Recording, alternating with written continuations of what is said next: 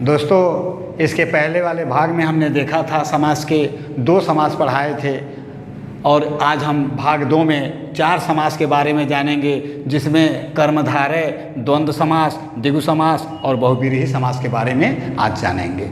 तो सबसे पहले हम देखते हैं कि कर्मधारय समास किसे कहते हैं। कर्मधारय समास की परिभाषा क्या है? जिस समस्त पद का उत्तर पद प्रधान होता है। कर्मधारय समास का उत्तर पद प्रधान होता है तथा पूर्व पद व उत्तर पद में विशेषण और विशेष का संबंध होता है और विग्रह करने पर के समान या है जो यह आता है वह हमारा कर्मधारय समास होता है। जैसे चरण कमल। चरण कमल में क्या है? चरण पूर्व पद है और कमल उत्तर पद है, दोनों में विशेषण और विशेष का संबंध है और विग्रह करेंगे तो कमल के समान चरण होता है। यहाँ पर लिखा है महापुरुष। महापुरुष का विग्रह करेंगे तो महान है जो पुरुष। नीलकंठ का नीला है जो कंठ और महादेव का महान है जो देव। तो इस प्रकार हम देखते हैं कि विग्रह करने पर के समान या है जो आ रहा है तो यह हमारा कर्मधारय समास होता है। उसी प्रकार हमारा द्वंद्व समास देखा जाए। द्वंद्व समास में क्या होता है कि दोनों पद प्रधान होते हैं। द्वंद्व समास में दोनों पद प्रधान होते हैं और दोनों पदों के बीच में योजक चिन्ह, एक योजक चिन्ह बना रहता है और दोनों पद एक दूसरे के विपरीत होते हैं। यह हमारा द्वंद्व समास पहचानने का एक तरीका है। विग्रह करने पर दोनों पदों के बीच में या, अथवा, एवं और ये शब्द आते हैं। जैसे हम यहाँ देखते हैं 2 पद लिखा हुआ रात दिन, तो रात पूर्व पद है और दिन उत्तर पद है। दोनों पद एक दूसरे के विपरीत हैं। दोनों पद एक दूसरे के विपरीत भी हैं और बीच में योजक चिन्ह है। जब हम इसका विग्रह करेंगे तो रात या दिन कह सकते हैं, रात अथवा दिन कह सकते हैं और रात या दिन कह सकते हैं। उसी तरह माता पिता का माता और पिता, पाप पुण्य का पाप और पुण्य, यह हमारा विग्रह होता है।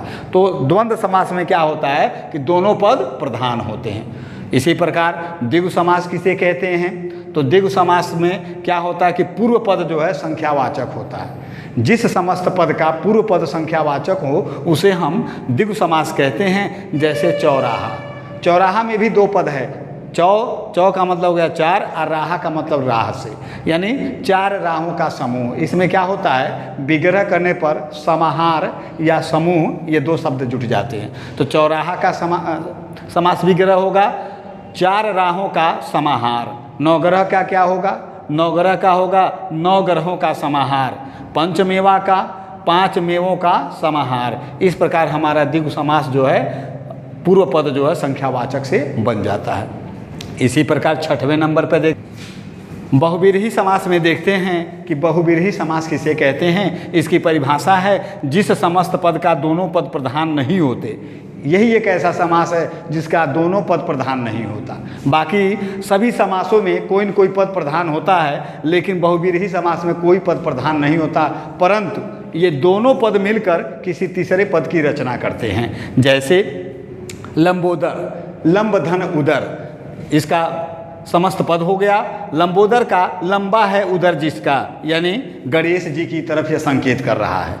इसी प्रकार नीलकंठ, नीला है जिसका कंठ बराबर शिव जी की तरफ संकेत कर रहा है। दशानन, 10 है सिर जिसके बराबर रावण। यहाँ हम देखते हैं कि इसमें नीलकंठ और इसमें जो है कर्मधारय में नीलकंठ, तो कुछ शब्द ऐसे होते हैं जो 2-2, 3-3 समास से घिरे होते हैं, परंतु यदि पेपर में पूछ दे कि नीलकंठ कौन सा समास है और ऑप्शन में कर्मधारय भी दे दे और बहुव्रीहि भी दे दे, तो इस प्रकार कहीं संशय नहीं करना है, बहुव्रीहि पर ही ट्रिक करना है, क्योंकि प्रथम प्राथमिकता बहुव्रीहि की ही दी जाती है। यदि ऑप्शन में बहुव्रीहि नहीं है तो कर्मधारय को ट्रिक करेंगे, यदि दोनों है तो बहुव्रीहि को ट्रिक करेंगे। इस प्रकार हमारा यह समास द्वितीय भाग भी समाप्त होता है और दोनों भागों को देखा जाए तो हम परिभाषा सहित सबका बता दिए हैं। और इसमें किसी को कहीं से कोई दिक्कत परेशानी हो तो ज़रूर हमें हमारे कमेंट बॉक्स में लिखे, बताए, उसको उस समस्या को हल किया जाएगा।